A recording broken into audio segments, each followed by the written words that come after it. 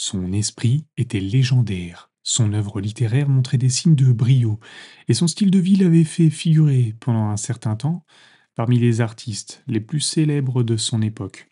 Pourtant, sa chute spectaculaire a été sans précédent, n'ayant d'égal dans les temps modernes que le désastre qu'a été O.J. Simpson. Oui, nous nous plongeons donc dans la vie scandaleuse du génie Oscar Wilde. Oscar Fingal O'Flaherty Wilde est né le 16 octobre 1854. Le caractère flamboyant de son nom était un signe avant-coureur. Ses parents étaient des protestants anglo-irlandais socialement importants, chacun ayant un intérêt collectif, une croyance dans la politique nationale et une carrière d'éditeur. Le père d'Oscar, William, est un médecin réputé, spécialiste des yeux et de l'oreille. C'est un homme léger, négligé, à la barbe disgracieuse et à l'œil fuyant. Cela ne l'empêche absolument pas d'entretenir de nombreuses liaisons tout au long de son mariage et d'avoir plusieurs enfants illégitimes. Contrairement à son mari, la mère d'Oscar, Jane, était particulièrement élégante et majestueuse. Elle mesure près d'1,90 m et domine son mari. C'était une femme qui désirait ardemment faire sensation, déclarant un jour «J'aimerais faire rage dans la vie. Cette réputation orthodoxe est trop apprivoisée pour moi». Et vous avez deviné que c'était l'attitude que son fils adopterait rapidement. Lorsque Oscar, son deuxième fils, a 8 mois, Jane le décrit comme une grande créature corpulente qui ne pense qu'à grossir. Jane voulait en fait une fille, et on dit qu'elle a habillé Oscar et l'a traité comme une fille pendant les 10 premières années de sa vie. À l'âge de 9 ans, Oscar, ainsi que son frère aîné, Willie, est envoyé dans sa première école, le Portora Royal Boarding School à Enniskillen, dans le nord protestant de l'Irlande. Oscar est plus jeune que la plupart de ses camarades. Au début, il est éclipsé par son frère aîné, mais au moment où Willie doit quitter Portora, Oscar l'a supplanté sur le plan scolaire. En fait, le jeune Wilde est intellectuellement très en avance sur ses camarades de classe. En 1889, il se souvient: mes camarades me considéraient comme un prodige parce qu'il m'arrivait fréquemment pour un pari de lire un roman en 3 volumes en une demi-heure, si bien que j'étais capable de donner un résumé précis de l'intrigue de l'histoire. En 1 heure de lecture, j'étais en mesure de donner un compte-rendu fidèle des scènes accessoires et des dialogues les plus pertinents. En 1871, Wilde obtient une bourse pour étudier les lettres classiques au Trinity College de Dublin. Il y arrive en 1873 à l'âge de 18 ans. Le révérend John Pentland Mahaffey, professeur d'histoire ancienne, lui sert de tuteur et se lie d'amitié avec lui. Mahaffey incite son élève à maîtriser le grec, et en 1875, il remporte la prestigieuse médaille d'or de Berkeley en grec. 3 ans plus tard, en 1874, Oscar s'embarque pour l'Angleterre, afin de passer l'examen pour l'obtention d'une bourse d'études classiques à l'université d'Oxford. En attendant le résultat, il se rend à Londres et est ébloui par son premier contact avec la métropole. Peu après, il se rend dans une autre métropole, Paris. C'est là, avec sa mère et son frère, qu'il apprend qu'il a obtenu sa bourse. Non seulement il l'a gagnée, mais il a obtenu la meilleure note de tout le groupe. Oscar profite pleinement de son séjour à Oxford. C'est à cette époque qu'il cultive sa sensibilité esthétique, remplissant sa chambre de lys et dépensant une grande partie de l'argent de son père pour améliorer le décor de sa chambre. C'est à cette époque qu'il a déclaré: «Je trouve qu'il est de plus en plus difficile chaque jour d'être à la hauteur de ma porcelaine bleue». Wilde n'a jamais été un fan de sport, mais il aimait regarder les autres jouer au cricket et courir. Il s'est fait une réputation pour son esprit, proclamant que le seul exercice possible est de parler, pas de marcher. Pourtant, il n'était pas du genre à se laisser faire. On pense qu'une fois, alors qu'il se trouvait dans sa chambre, 4 étudiants se sont jetés sur lui pour le battre et briser ses affaires. Wilde aurait expulsé le premier intrus, donnant un coup de poing au deuxième qui s'est retrouvé à plat ventre, projeté le troisième dans les airs et ramené le dernier dans sa propre chambre où il l'a jeté par terre. C'est pendant son séjour à Oxford que Wilde devient maçon, franc maçon. Il adopte le costume, culotte de velours, queue de pie, cravate blanche et bas de soie. Mais son mode de vie extravagant est finalement mis à mal en avril 1876, lorsque son père meurt, laissant derrière lui une dette importante. Oscar trouve néanmoins le moyen de se faire plaisir en passant des vacances de semestre en Europe. Juste avant de recevoir son diplôme, en 1878, il console sa mère affolée par les soucis financiers en lui disant que nous avons du génie. C'est quelque chose que les avocats ne peuvent pas nous enlever. Oscar sort d'Oxford avec un diplôme et une vision claire de ce qu'il attend. Dans quelques phrases remarquablement prophétiques, il déclare: Dieu sait que je ne serai pas un fils d'Oxford desséché de toute façon. Je ne peux pas vivre sans désir, sans peur, sans douleur, penché sur moi-même, centré sur moi-même et confortablement installé. Je serai un poète, un écrivain, un dramaturge. D'une manière ou d'une autre, je serai célèbre et si je ne suis pas célèbre, notoire. En décembre 1878, Wilde s'installe à Londres. Il partage un appartement avec Frank Miles, un autre diplômé d'Oxford. À cette époque, il est présenté à de nombreux écrivains, artistes et acteurs. Il acquiert rapidement une réputation d'esprit et devient un invité privilégié des dîners, où il défend ses valeurs esthétiques. Il postule à diverses bourses et tente même de devenir inspecteur des écoles. Pendant ce temps, il travaille à sa première pièce de théâtre, Vera, qu'il fait imprimer à titre privé en 1880. Vera est une histoire de socialisme noble qui se déroule dans la Russie du XIXe siècle. Malheureusement pour Wilde, les producteurs new-yorkais et londoniens auxquels il a envoyé la pièce l'ont refusé. En 1881, Oscar publie 61 textes sous le titre de poèmes. Un premier tirage de 750 exemplaires avait été épuisé et deux autres tirages étaient nécessaires. Pendant ce temps, une pièce de théâtre de la célèbre équipe de Gilbert et Sullivan rendait indirectement Wilde célèbre. Intitulée Patience, cette pièce se moque de la culture esthétique incarnée par Wilde. Le personnage principal s'inspire clairement de lui. En juin 1881, le statut de Wilde est tel que le prince de Galles déclare: Je ne connais pas Monsieur Wilde. Et ne pas connaître Mr. Wilde, c'est ne pas être connu. Malgré cette réputation grandissante, Wilde se trouve dans une situation financière difficile. On lui propose, et il accepte, une série de tournées-conférences à travers l'Amérique pour coïncider avec la première de Patience à New York. Il s'embarque la veille de Noël 1881 pour enseigner au Nouveau Monde l'art anglais de la Renaissance. À son arrivée, il déclare au douanier de New York: Je n'ai rien d'autre à déclarer que mon génie. Mais n'essayez pas cela aujourd'hui, qui que ce soit. Il fascine les Américains et le programme initial sera prolongé à plusieurs reprises pour répondre à la demande du public. Ça durera près d'un an et ça s'étendra même au Canada. Financièrement, donc, cette tournée lui réussit très bien. Il reste d'ailleurs à New York pendant 2 mois après la fin de la tournée. Il retourne brièvement à Londres en janvier 1883 avant de s'installer à Paris, où il s'immerge dans les milieux artistiques. C'est à ce moment-là qu'il se transforme physiquement. Il fait transformer ses longues mèches fluides en une coupe au bol et adopte le port d'un pardessus noir. Cette tenue contraste fortement avec les couleurs flamboyantes qu'il arborait auparavant. En mai 1883, Wilde retourne à Londres, apparemment motivé par l'intérêt qu'il porte à Constance Lloyd, la fille d'un avocat londonien prospère. Depuis quelques années, malgré ses revenus américains, Oscar a quelques soucis d'argent. Le bon mariage résoudrait également ses problèmes, tout en répondant au ragot croissant sur son caractère sexuel. Après une année de fréquentation, le mariage est célébré le 29 mai 1884. Le couple passe sa lune de miel à Paris, puis grâce à l'argent de son nouveau beau-père, occupe une maison de 4 étages à Londres. Il fait ensuite redécorer la maison à grands frais, ce qui plonge les jeunes mariés dans un endettement immédiat. Le premier enfant de Wilde, Cyril, naît le 5 juin 1885, suivi de Vivian le 5 novembre 1886. Sa carrière d'écrivain n'avançant pas, il accepte une tournée de conférences en Grande-Bretagne sur les thèmes tels que la valeur de l'art dans la vie moderne. Les conférences et autres invitations l'éloignent souvent de sa maison familiale, et pendant ses longues absences, il commence à s'entourer de jeunes hommes, écrivant sans retenue son engouement pour la beauté des formes masculines. Il se lie d'une amitié particulièrement étroite avec un jeune homme de 17 ans, Robbie Ross. À la fin des années 1880, Wilde travaille à son premier roman, Le portrait de Dorian Gray, tout en gagnant de l'argent grâce à des critiques de livres occasionnels. Lorsque le livre est publié dans un magazine en 1890, il provoque un scandale immédiat. L'intrigue mettait en scène un triangle subtilement érotisé de relations entre trois hommes et fut condamné par beaucoup comme étant immoral. Wilde avait prédit une telle issue en écrivant dans la préface: Il n'y a pas de livre moral ou immoral.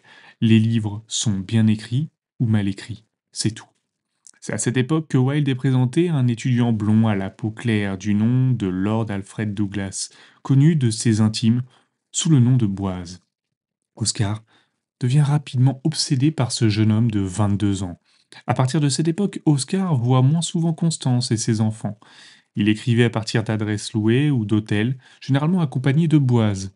Le père de Boaz est en fait le marquis de Queensberry, l'homme qui a élaboré les règles de la boxe professionnelle.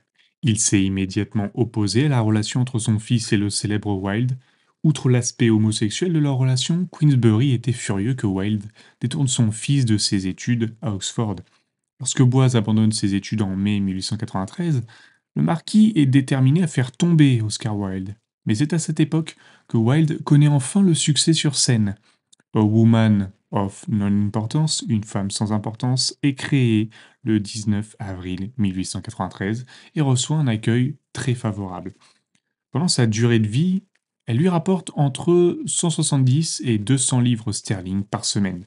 Sa pièce suivante, The Satyr, An Ideal Husband, un mari idéal donc, est également un succès et permet à Oscar et Boaz de voyager beaucoup et de vivre de façon extravagante. Le marquis de Queensberry estime que l'échec de son fils à Oxford est une scandaleuse perte de temps. Il en attribue la responsabilité à Wilde, qualifiant leur relation de la plus répugnante et la plus dégoûtante. Queensberry se met alors à traquer le couple. Il menace même de déshériter Boaz, ce à quoi le fils répondit par un télégramme: Quel drôle de petit homme vous êtes. Queensberry, comme vous pouvez s'y attendre, n'apprécie pas du tout et, le 19 juin, il fait irruption chez Wilde, à son adresse de T Street à Londres. Accompagné d'un garde du corps, il menace Wilde de lui infliger des blessures corporelles s'il ne met pas fin immédiatement à la relation.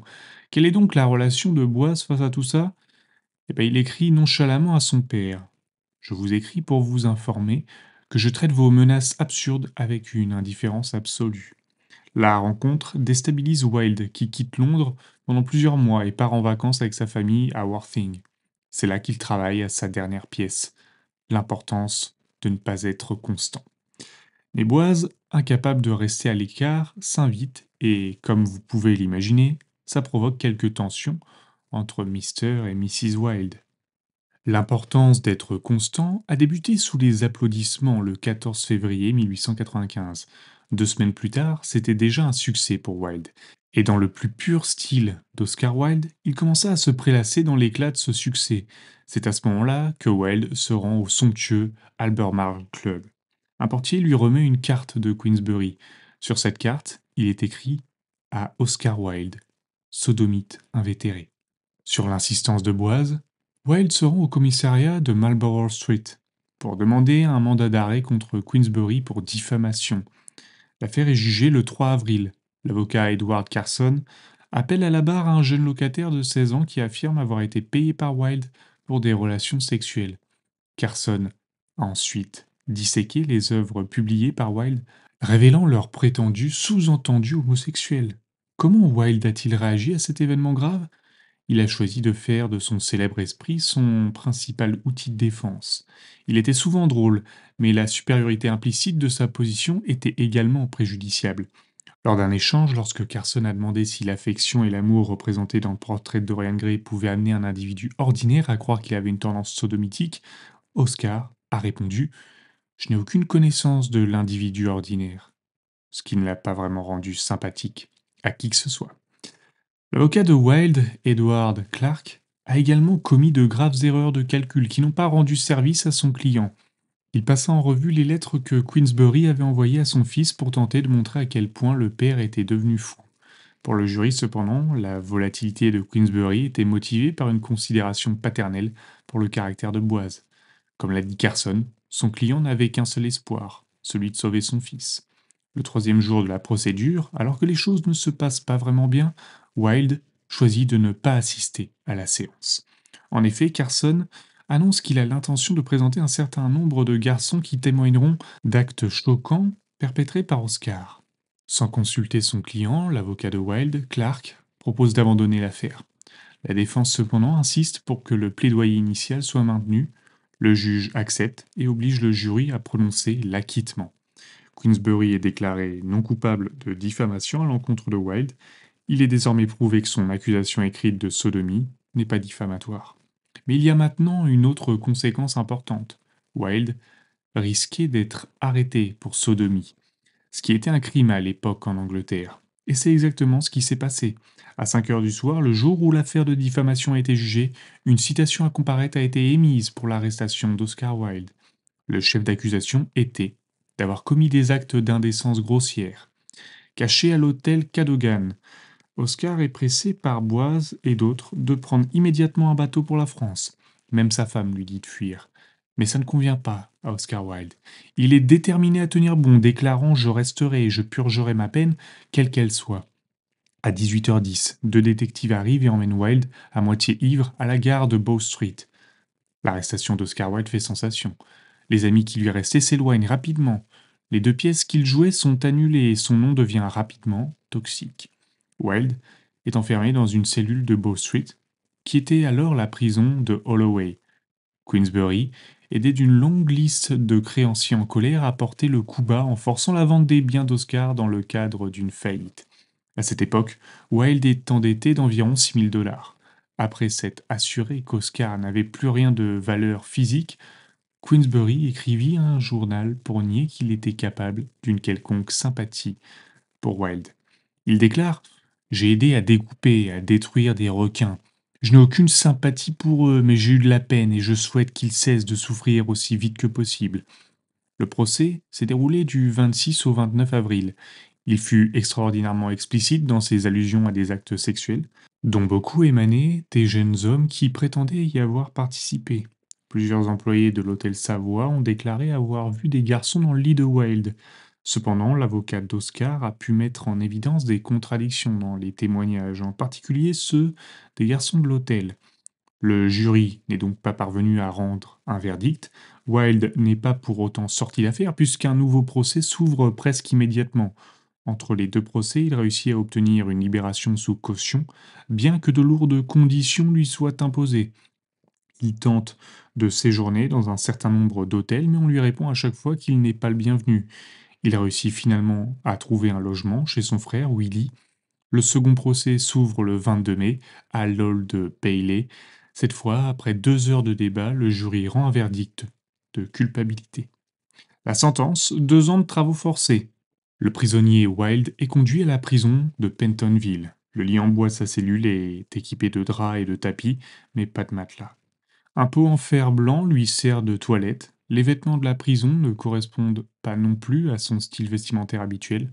Wilde était également contraint de marcher sur un tapis roulant sans raison pendant 6 heures par jour et autorisé à faire de l'exercice à l'extérieur pendant 1 heure. Il a également été contraint de fabriquer des sacs postaux. Pendant 3 mois entiers, il n'a eu aucun contact avec l'extérieur et par la suite, les choses ne se sont guère améliorées puisqu'il a été autorisé à écrire une seule lettre. Le régime était brutal. Wilde, se souvenant de 3 punitions autorisées par la loi: la faim, l'insomnie et la maladie. En septembre 1895, il reçoit la visite de Constance, qui trouve cette expérience affreuse, plus affreuse que tout ce qu'on peut imaginer.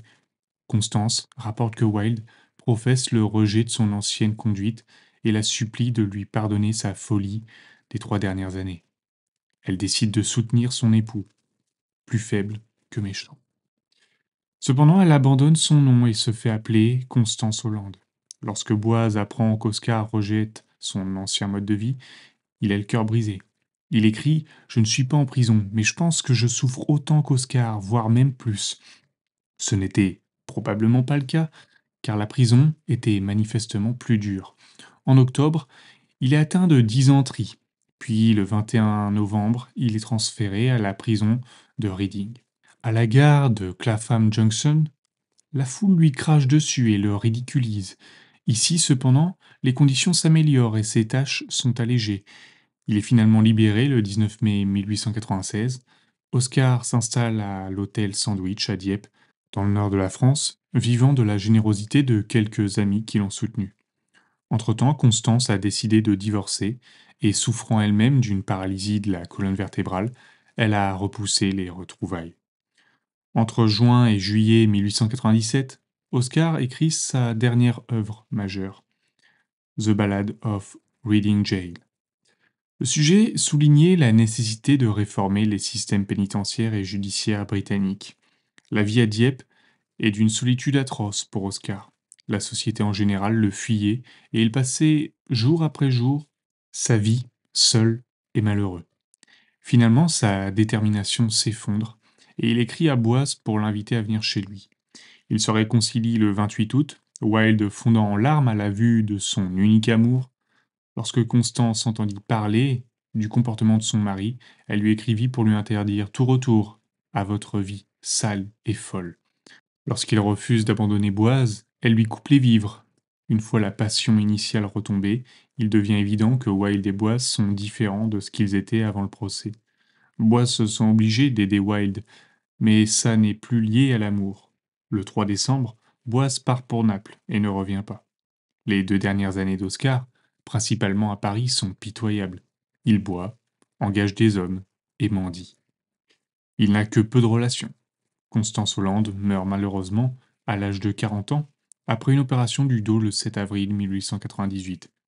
En avril 1900, Wilde se rend avec une connaissance nommée Harold Meller à Rome où il reçoit la bénédiction du pape.